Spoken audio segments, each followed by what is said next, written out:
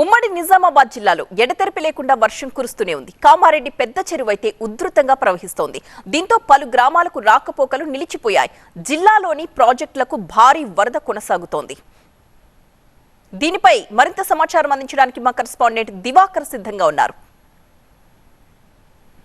ఉమ్మడి నిజామాబాద్ జిల్లాలో భారీ వర్షాలు కురుస్తున్నాయి. ఉదయం నుంచి ఎడతెరిపి లేకుండా కురుస్తున్నటువంటి వర్షాల వల్ల వాగులు వంకలు పొంగిపొర్లుతున్నాయి. కామారెడ్డిలో కుండపోత వర్షం ఉదయం కురిసింది. దీంతో కామారెడ్డి పెద్ద చెరువు పొంగిపొర్లుతున్నటువంటి దృశ్యాలను చూడొచ్చు. అలుగు పారుతున్నటువంటి ఆ దృశ్యాలను చూడొచ్చు. కామారెడ్డి చెరువు విస్తీర్ణ పరంగా కూడా పెద్ద చెరువుగా భావిస్తారు. దాదాపు 250 ఎకరాల్లో విస్తరించున్న చెరువు పూర్తిగా నిండిపోవడం జరిగింది. ఎగువ ప్రాంతాల నుంచి వస్తున్నటువంటి వరదల వల్ల చెరువు అలుగు పారుతున్నటువంటి దృశ్యాలను చూడవచ్చు. మరోవైపు ఉమ్మడి నిజామాబాద్ జిల్లాలో ఉన్నటువంటి శ్రీరామ్ సాగర్ ప్రాజెక్టు, నిజాం సాగర్ ప్రాజెక్టులకు కూడా వరద నీరు భారీగా వచ్చి చేరుతుంది. ఎస్ఆర్ఎస్పికి 60,000 క్యూసెక్ల ఇన్ఫ్లో కొనసాగుతుంది.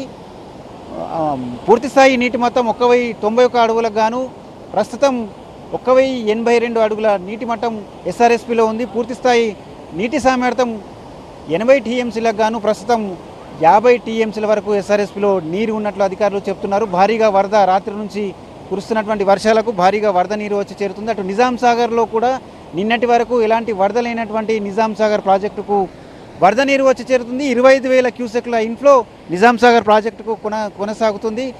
ఇప్పటివరకైతే ప్రాజెక్టులో నీటి మట్టం గంట గంటకు పెరుగుతూ వస్తుంది. ఉత్తర తెలంగాణ వరప్రదాయని శ్రీరామ్ సాగర్ ప్రాజెక్టులో కూడా గంట గంటకు వరద ప్రవాహం పెరుగుతుండటంతో అధికారులు అప్రమత్తంగా వ్యవహరిస్తున్నారు.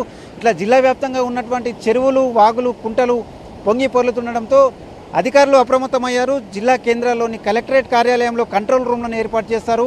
వరద ప్రభావిత ప్రాంతాల్లో అధికారులు పర్యవేక్షిస్తున్నారు. ఎక్కడైనా నీట మునిగే పరిస్థితి ఉంటే లోతట్టు ప్రాంతాల వాసులను అప్రమత్తం చేశారు. ఇప్పటికే వారిని సురక్షిత ప్రాంతాలకు కూడా తరలించేందుకు చర్యలు తీసుకుంటున్నారు. కంట్రోల్ రూమ్కు ఫోన్ చేస్తే ఎంబటి అధికారులు స్పందించేందుకు సిద్ధంగా ఉన్నామని చెప్తున్నారు. 2 రోజుల నుంచి భారీ వర్షాల నేపథ్యంలో అధికారులు ఇప్పటికే మాక్ డ్రిల్ నిర్వహించడం జరిగింది.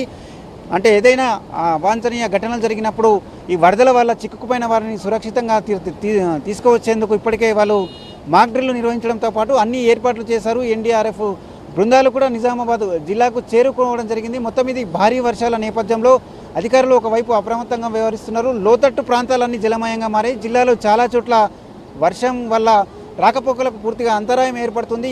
కామారెడ్డి పెద్ద చెరువుతో పాటు జిల్లాలో ఉన్నటువంటి ప్రధాన చెరువులు, కుంటలు అలుగుపోస్తున్నటువంటి పరిస్థితి ఉంది. కెమెరా పర్సన్ అరవింద్తో దివాకర్, టీవీ 9 నిజామాబాద్ నుంచి.